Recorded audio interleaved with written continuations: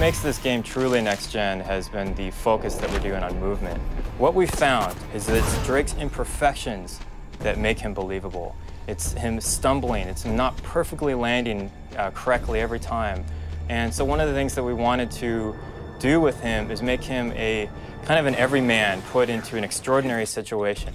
PlayStation 3 is like, you know, allowing us to do these amazing things runtime.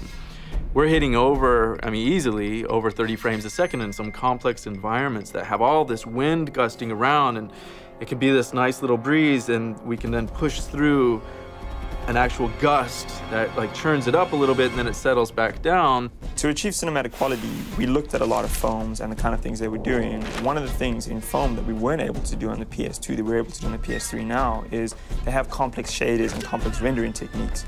That allows us to create multiple layers of textures that we can pipe into a shader that gives us complex skin. The PlayStation 3 really opened up the floodgates for us to achieve the goals that we wanted to with the animation. We need much more CPU power than we've ever had before.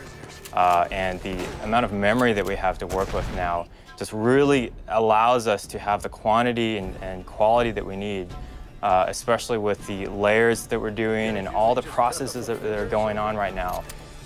It just could not be done in any other way. The RSX chip is the graphics chip, and without that sucker, you couldn't do any of this stuff. PlayStation 2 was extremely powerful for pushing a lot of polygons, and this generation it's all about shaders, and what the RSX chip allows us to do is have these complex shader instructions pushed through relatively quickly and drawn pixel for pixel, drawn very quickly as well. We have the power now to really take on human characters and make them believable. This is something that, you know, was an incredibly overwhelming task, but we really took on head first. The PS3 was able to allow us to create subtleties that we wouldn't be able to do previously. Skin detail, pore detail, have, you know, anatomically correct body structures, elaborate facial expressions. These are all things that the power of the PS3 has really allowed us to actually create. One of the things that makes Drake so lifelike is the sheer volume of animations that we're doing on this game. We're doing about 10 times more than we've ever done in the past, which is huge. I mean, it's a huge step, 10 times the amount of animation. Skin movement plays a huge role in keeping humans alive, and when that skin moves, it creates wrinkles. So we really knew that one way or another we had to get wrinkles in. We wouldn't be able to have dense enough geometry to create modeled-in wrinkles, so we basically figured out a technique of wrinkle mapping that generates wrinkles through textures. If Drake lifts up his brows, one brow up and the other brow down, he's going to get two different areas of wrinkles in his face based on how the muscles either expanding or contracting.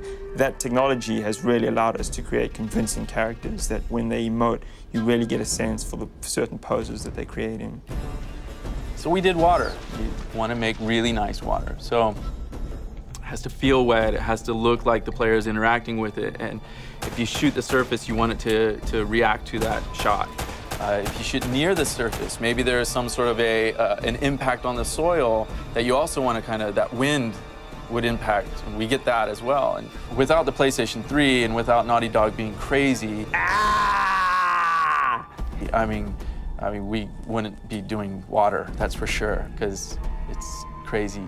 We also spent a lot of time developing systems that allowed us to emulate muscle structure inside of the body. So when the character actually flexes his arm, there's a bicep bulge. When he moves around, his chest actually has volume and form to it. So we created underlying joint structures that actually emulated muscles, and now when Drake moves around, he has a solid mass, a solid form, and he really feels like a believable character that's there and that's tangible. A lot of the ways that we're able to tell the story is through the environment, through the other characters in the scene. Don't you guys usually just cut off a finger or something? We don't have to cut to a cutscene in order to deliver a line of dialogue or a story or things that we want to portray to kind of lead the character on and lead Drake and the player on to the bigger story that's unveiling. So all that will happen while you're playing the game. We also looked at a lot of rendering techniques that take place in foam, post-blur effects, specific lighting per character, soft shadows. All of these things is what really brings cinematic quality characters to life, and we try to emulate those things in the game.